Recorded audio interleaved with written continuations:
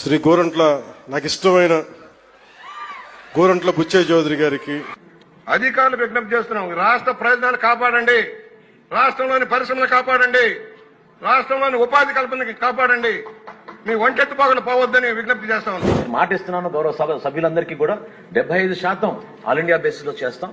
25% తప్పకుండా రాష్ట్ర ప్రభుత్వంలో ఎంఎస్ఎంఈ యూనిట్స్ ని ప్రోత్సహించే విధంగా మేము ముందుకెళ్తాం. అధ్యక్ష, వారు రాసిస్తారు, మీరు చెప్పేస్తారు, మేము వింటాము, ఇంటికి పోతాం.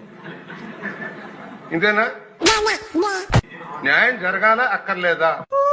వాళ్ళు అసలు మీ డిపార్ట్మెంట్ దగ్గరికి వెళ్తే అసలు మీరు మీ రిజిస్ట్రేషన్ లోనే లేదు పోమన్నారు, ఎస్ఎంఎస్ కి అవకాశం లేదు పోమన్నారు, మీ దగ్గర నీతి వ్యాఖ్యలు చూస్తున్నారు. మనం తగ్గాలి తప్ప ఆయన తగ్గడం. ఓకే, సెకండ్ అండి.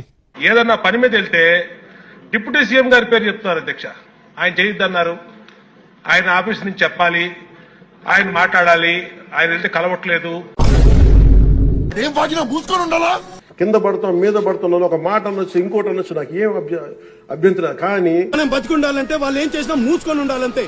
ఇంకెన్నాళ్ళు నేను పదే పదే చెప్తున్నా, 15 సంవత్సరాలు ఈ కూటమి ప్రభుత్వం ఉంటుంది. వేరే ఆప్షన్ లేదు, మీకు అర్థమైంది నాకు.